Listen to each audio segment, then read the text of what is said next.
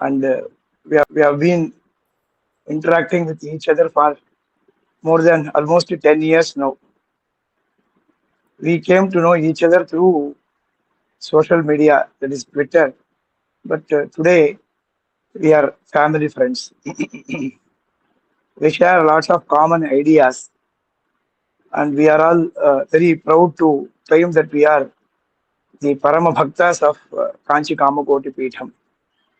That is probably the one thing that binds many of us together in the Dharma Karyam.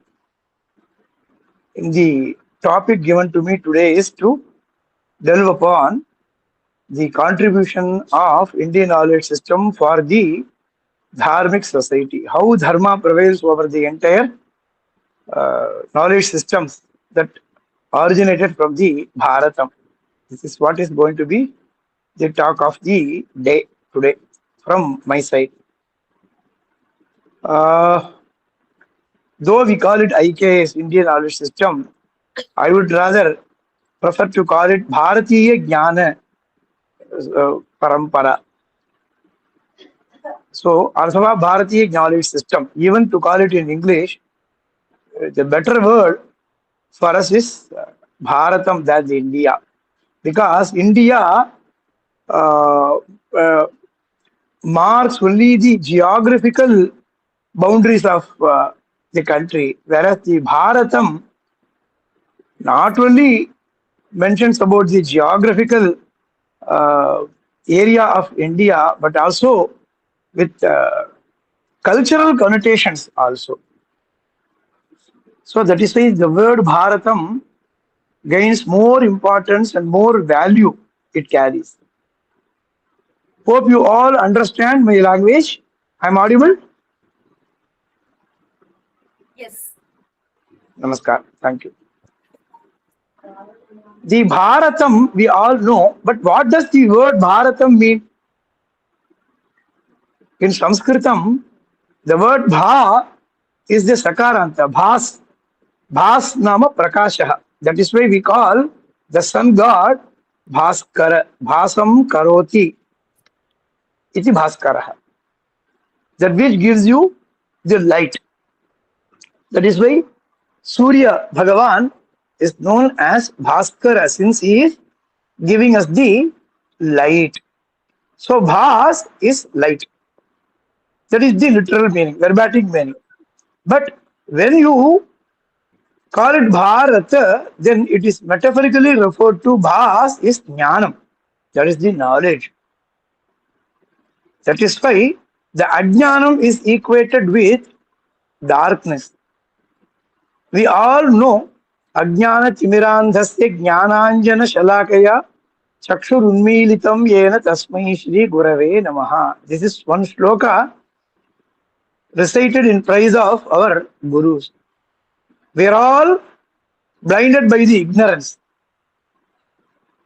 And Jnana is the Anjana through which the Shalaka Jnana is used to open up our eyes.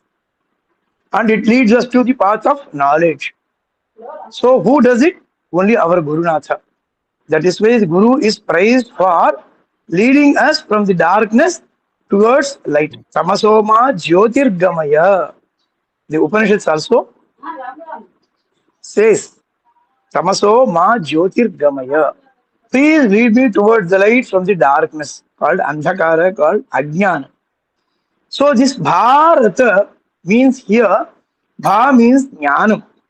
Rata means one who dwells deep into the Jnanam. So the people who are born in this land are always desirous of learning what the knowledge, true knowledge of the world is. The only true knowledge of the world is this Brahma Satyam, Jagan Mithya, Jivo Brahmaiva Na Paraha. This is the Vedanta Dindima. The Brahma alone is the Satyam, the truth. All others that have very deceptive look, they seem to be real one, but they are not the real one. They are all only the reflection of the real one. The Parabrahma that pervades all over the universe And its reflection is seen in the form of 84 lakh species. Adi Shankaracharya claims that there exist 84 lakh species in this world. All these 84 lakh species in this world are the mere reflection of the single Paramatma. This Paramatma is all pervasive. He pervades over everything. All sentient, non-sentient beings are all the reflections of the same Paramatma. That is why in Dakshinamurti Stotram, Vishwam Darpana Drishyamana Nagari Tulyam. So the entire world is only an image that is reflected in a mirror, which is not the real one. Ultimate, it reflects only the existence of the Paramatma. Only the Paramatma who has no form, single form. When we say he has no form, we mean he has no one single form. Even Bharatiya also, if someone is Tamil here, he would probably be able to appreciate. Yadumagi Nindrai Kali. Even Bharatiya says, hey Kali, Kalima, that is the Bhagavati, Devi. You are everything. There is nothing that doesn't have the godliness, which is yourself. So, this God pervades over the entire universe, and the entire universe that we get to see is nothing but the reflection of the Parabrahma itself. And this is the truth. And Dharma, Artha, Kama, Moksha, the very Purushartha of every individual who is born in this world is to attain this Moksha, liberation. The liberation is the greatest idea that was the hallmark of Indian culture. No other culture except Bharatam has this idea called moksha. Even the salvation of the Christianity is totally different. Our moksha is totally different. The moksha is not to be born again. Punarapi jananam, punarapi maranam, punarapi janani jatare shayanam. Iha samsare bahu dustare kripaya pare pahi murare bhaja govindam. This is very famous verse from Adi Shankaracharya. So, in order to avoid this vicious cycle called Janana Marana Chakra, we need to follow Dharma in our life. We need to have both Artha and Kama. We need to have money to survive in this world, and we need to have Kamas to enjoy and experience all the pleasures that the world offers us. These two are common for everyone. Artha and Kama are there everywhere in every society without any exception. That is why in Sanskrit we call it Ahara Nidra Bhaya Maitvanam Cha Samanya Metat Pashudhir Naranam Dharmo hi Tesham Adhiko Visheshaha Dharmena Hinaha Pashubhis Samana. Food, consumption of food is common. Even humans do, all the birds do, all the animals do. Even a small creature like an insect or a fly or anything, even a pipirika, that is the ant, from the smallest being, from the grossest being, all need to have food to sustain itself. So, ahara is common for all of us. Nidra, over a period of time when you wake up, the body automatically needs rest. So you go to get sleep without you want or not. You have to have the sleep. That is also quite common for all of us, not only for humans. Then bhayam. People are always afraid of something. You and I may be afraid of lion or tiger, but even a kaka, a crow, or a muyal, or any, anything for that matter, any jantu for that matter will have some kind of a bhayam, one or the other bhayam. Even the Yoga Sutra says of Patanjali that every humans are afraid of the death. The death is always something frightful. Nobody wants to die, but everyone has to die. While dying, everyone will undergo some kind of an experience that nobody would want, because we see people who are dying, people who are sinking. There is something very, very fearful to watch them struggling for survival, and they want to live, but the god of time, Kala, is taking away them from this world. So this bhayam towards something is quite common for all of us. So ahara nidra bhayam. Then maisunam, that is the reproduction. They are quite common, natural. It is not only meant for humans. Every being is to create and sustain its own species. They are quite natural.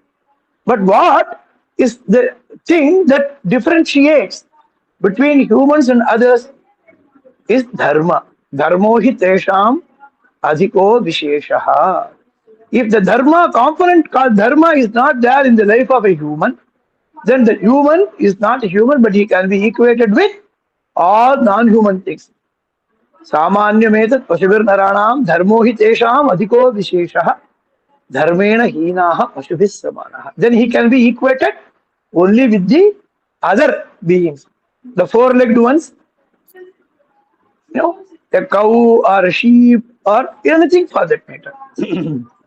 So, dharma is something that is quite a unique idea for humans, the two for Indians alone. We, the Bharatiyas, alone have this idea called dharma, because this dharma alone can lead someone to moksha despite allowing him to undergo artha and kama. Whether you want or not, whether you wish or not, whether you, whatever way, everyone has to undergo this artha and kama. Everyone needs to earn money. Everyone needs to have all the pleasures. Pleasure, both sukha and dukkha, common. So, artha and kama are mandatory ones. They don't ask you and you don't ask them, but you need to undergo the process of experiencing this artha and kama in your life. But the moksha is something which is guaranteed only to them who ardently follow the dharmic path. So that is why the whatever knowledge system that we have, all either directly or indirectly lead the humans towards achieving this goal of earning this dharma. Through dharma, the punyam. Through the punyam, chitta shuddhi. Through the chitta shuddhi, the cleanliness of the mind, have the mind or the atma clean. From there, one needs to get the upadesham of the guru, through which he attains moksha. So this is the path laid down by our ancestors. That is why all the 18 branches of knowledge that we have in our Bharatiya knowledge systems. Angani Vedas Chatvaraha Mimamsa Nyaya Vistaraha Puranam Dharmashastram Cha Dharmasya Cha Chaturdasha. Then these 14 Angas will have another 4 Upavedas. That is, for Rigveda and Yajurveda and Samaveda and Atharva Veda, we have Ayurveda, Dhanurveda, Gandharva Veda and Artha Shastra. These are Stapatya Veda. There are few Pata Vedas also we have. So in total, we have 18 systems of knowledge in India. To take any system for that matter will ultimately lead you either directly or indirectly to the moksha. So, if the ultimate goal of humans are moksha, to liberate oneself from this world, but still one would undergo all the experiences the world has to offer to us. So, we need to manage all the worldly affairs, even in the thick of the samsara, one should be able to float. When someone is crossing the ocean with the boat called dharma, he will sail through. If the boat called Dharma is not there, then he will submerge in the ocean of samsara. That is why, in order to help the humans, that is especially born in this Bharatam, Uttaram yet Samudrasya, Himadreshchaiva Dakshinam, Varsham tat Bharatam Nama, Bharati Yatra Santatihi. The border, geographical boundaries of Bharatam is also earmarked here. Uttaram yet Samudrasya, from the Samudram, that is the Cape Kanyakumari, whichever land parcel that is located northwards from the Samudra, from Himadreshchaiva Dakshinam. So the northern tip of the Bharatam is the Himalayas. Himadreshchaiva Dakshinam. From the Himalayas, whichever land existing in the southern side, this land parcel between Samudram and the Himalayas is called Bharatam. And people who live there are called Bharati. So, you and I all are Bharati. It is not only the Subramanya Bharati alone is Bharati, we all are Bharatiyas. So, we all can call ourselves Bharatiya because they are all born and brought up in Bharatam. You may have been born in foreign country, but all your blood run through your veins are Indian blood. That is why you have taken this much effort in assembling here on the call of Vidyaji, and you are giving me a patient hearing also. So this shows the punyam that you have earned to give patient hearing to someone who is speaking on our value system. So this is probably the one thing that is the identity of everyone who are Bharat, who belong to Bharata Desha. So this Bharata is always people who are desirous of learning something very unique, which is not available by any other means. Only our Vedas have the Tattvam, whichever is known as the Moksha Marga, that is Vedanta Marga. Vedanta is the end of the Veda. So the Vedas, all the four Vedas, are the fountainhead of all the knowledge system. Whichever knowledge system, the 18, the number that I have so far discussed here, are all originated from these four Vedas. So, four Vedas, and then 6 Anga, 6 limbs of these four Vedas. Shiksha, that is phonetics, Vyakaranam, grammar, Chandas, that is about the poetry, poetical, the law related to making poetries in particular meter, all are called Chandas. Niruptam, that is etymology. Jyotisham, this is astronomy. Astrology is also part of this astronomy. Jyotisham, Kalpaha. Kalpa is something which deals about performing various rituals. That is yajnas of Shrauta Karma and Smarta Karma. The Vivaham or Upanayanam or Simantam or Pumsavanam or even the naming ceremony, Jata Karma, Namakaranam, all these rituals that we follow, all Hindus across all Varnas, people follow these rituals, but in various ways. But the rituals suggested in our Vedas are all, in the sequence, they are all explained how a particular ritual is to be performed. The manual is there in the Kalpa.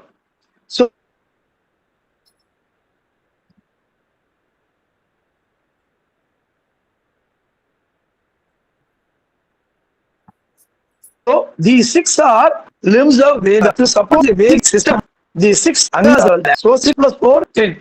Then Purana, Dhanurveda, Gandharva Veda, Artha Shastra, Sthapatya Veda, all these Shastras are one way or the other helping us to experience the Dharmic life in our course of living.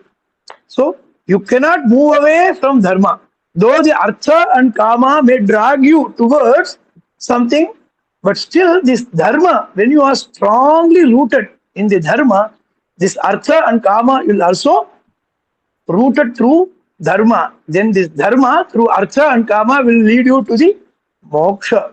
So all the 18 Vidya Sthanas, the Bharatiya knowledge systems that are all driving the humans, the Bharatiyas especially, towards a dharmic life.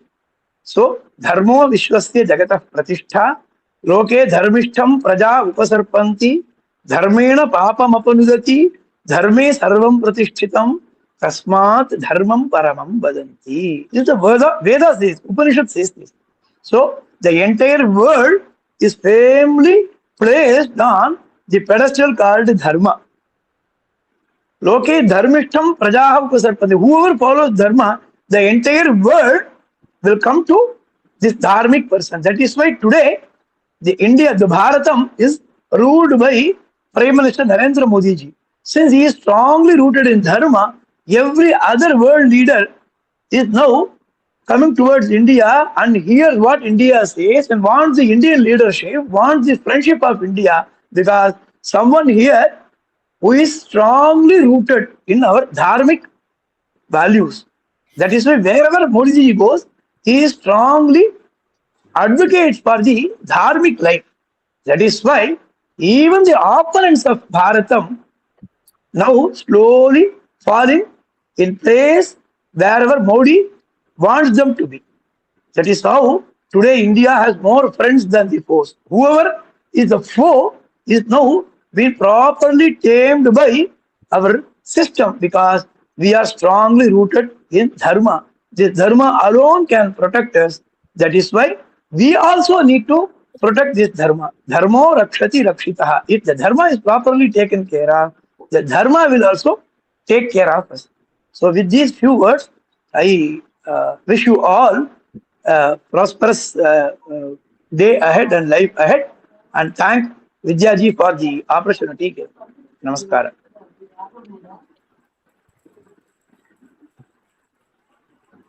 அது குழந்தை ஏதோ கேட்க தூக்குறதே கேட்க பொருள் போட்டு. Yes, come closer. Yeah. So when you were talking about dharma and how if we respect dharma, it will like protect us, I was wondering when if someone is like a victim of adharma, and they still respect dharma, and dharma is supposed to protect them, why are they being punished? Like if someone else, I know the person that's doing adharma will get punished, but what happens to the person who is treated with it?